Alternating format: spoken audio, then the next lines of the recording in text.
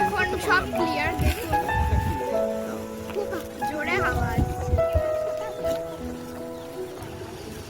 এখানে ভীষণ হাওয়া দিচ্ছে। কিছুক্ষণ আগেই ওয়েদারটা খারাপ ছিল, এখন পুরো রোদ রোদ উঠে হাওয়া দিচ্ছে, ভালোই হাওয়া।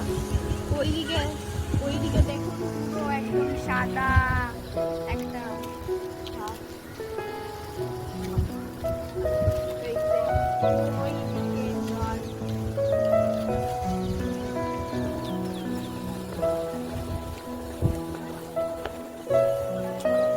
পাহাড় পাহাড়।